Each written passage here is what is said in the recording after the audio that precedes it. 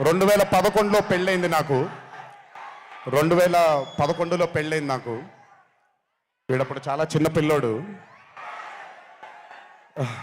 ఓ రోజు మామూలుగా అసలు మాట్లాడడానికి కూడా భయపడేవాడు. నేను ఇంట్లోకి వస్తున్నప్పుడు కూడా లోపలికి వెళ్ళిపోయాడు, ఎక్కువ నాతో మాట్లాడేవాడు కాదు. సో నేను కూడా చాలా ట్రై చేసేవాడిని. వీడేం మాట్లాడేంటి నాతో, వీడు కదా మాట్లాడాలి. వీడు మాట్లాడేవాడు కాదు. వీడు ధైర్యం చేసుకొని మొట్టమొదటిసారి నా దగ్గరకు వచ్చి ధైర్యం చేసుకొని చెప్పిన ఒకే ఒక మాట, బావా నేను యాక్టర్ అవుతానని. అంతే ధైర్యంగా నేను కూడా నా సపోర్ట్ నీకు ఉండదు, పోయి సావు అన్నాను. అంటే చెప్పాను కానీ బట్ నాకు ఎప్పుడూ ఒక చిన్న భయం ఉండేది.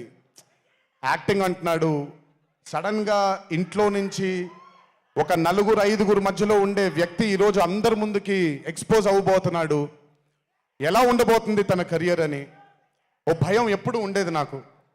కానీ ఏ రోజు కూడా తను నాకు వచ్చే ఒక సీన్ కానీ నేను ఇలా చేద్దాం అనుకుంటున్నానని కానీ ఏ రోజు చెప్పలేదు. ఎందుకంటే నేనన్నా నాకేమీ చెప్పొద్దు నితిన్, నీకు కావాల్సింది నువ్వు చేసుకో, ఆ ఫ్రీడమ్ నీకు ఉండాలి లైఫ్లో, ఒకళ్ళ షాడో ఒకళ్ళ మీద పడకూడదు నితిన్ అని.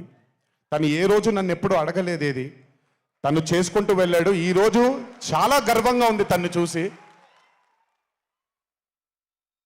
And this has happened because he's worked with good directors. మంచి దర్శకులతో మంచి నిర్మాతలతో పనిచేశాడు కాబట్టి తనకి ఈరోజు తను యాక్టింగ్లో తను ఎక్సెల్ అయ్యాడు అని అంటే అది దర్శకులు నిర్మాతల వల్లే నితిన్.